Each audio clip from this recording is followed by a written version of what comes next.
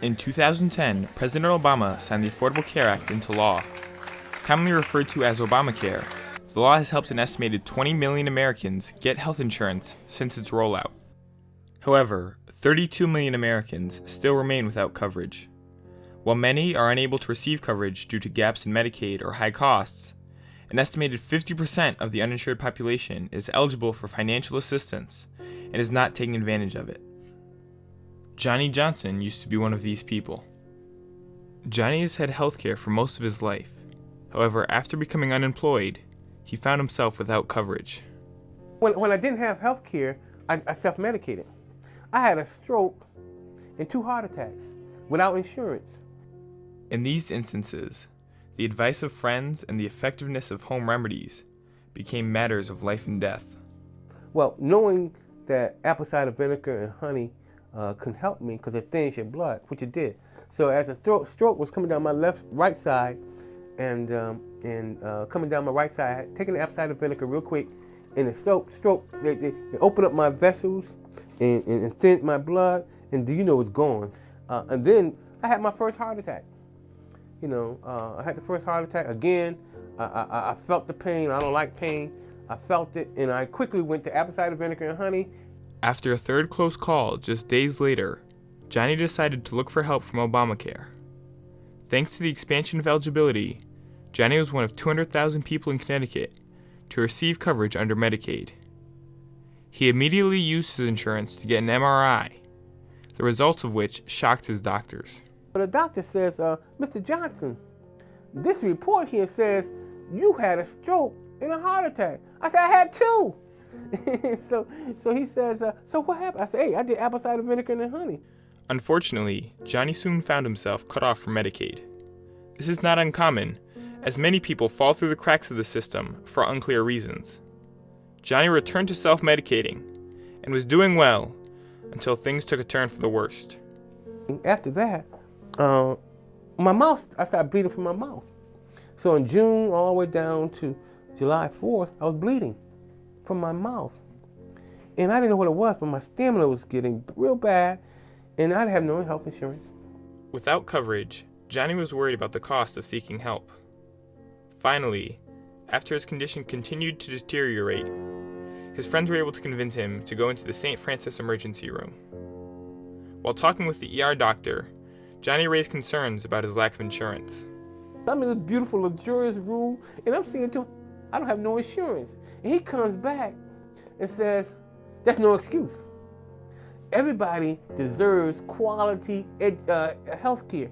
And I was blown away with that. St. Francis helped Johnny re-enroll under Medicaid, and once again he was able to receive treatment thanks to Obamacare. Unfortunately, Johnny's excitement was short-lived, as he soon received his diagnosis.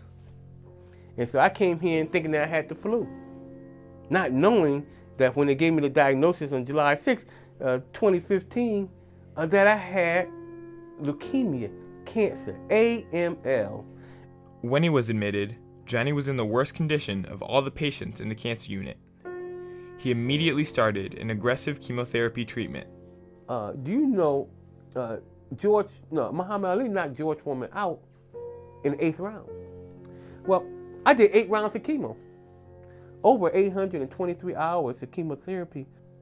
After his 8th round, Johnny was declared 99.99% cancer-free. He had beaten leukemia. He now is investigating getting a transplant to help his body recover from the effects of chemotherapy.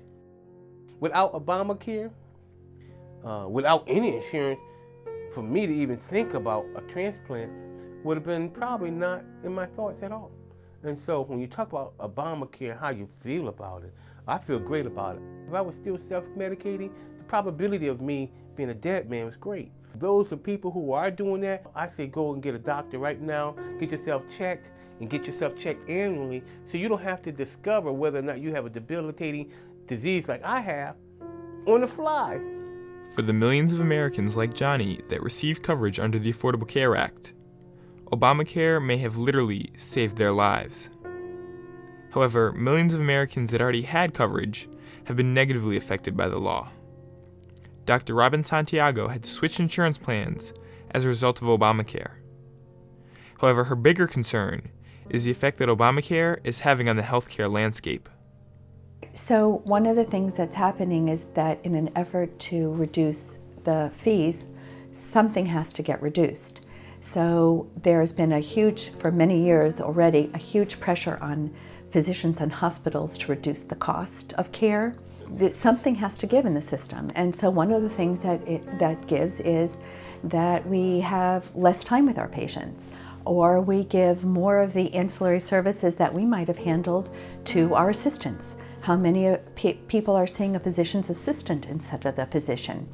Dr. Santiago is concerned that the attempts to lower costs is creating a tiered system. There are places where services are provided for less. And I would say, let's talk about hotels. You can go to Motel 6, and you can have a bed, and you can have a bathroom, and you can go to the Ritz-Carlton. There's a choice. That's what's probably going to happen in medicine. There's going to be a tiered system, and those people who are restricted to insurance are going to be able to be serviced in places that can afford to service the patient at a lower cost. The problems discussed by Dr. Santiago, as well as the ones that prevent millions of Americans from receiving coverage, have remained unfixed due to a lack of cooperation in Congress. The upcoming 2016 election will play a crucial role in the future of the Affordable Care Act. I would say certainly the biggest unknowns are just what's going to happen in Washington, which party will be leading Congress, who will be president. That would have an enormous effect on the future of the law, and any attempts to change it or tweak it or repeal it will really come from that. The Republicans have promised to repeal and replace Obamacare if elected, in order to fix the problems described by Dr. Santiago. On the other side of the aisle, Democrats believe that they can fix the current law and ensure that Johnny and millions of other Americans remain insured. Either way, the future of Obamacare rests in the hands of the voters.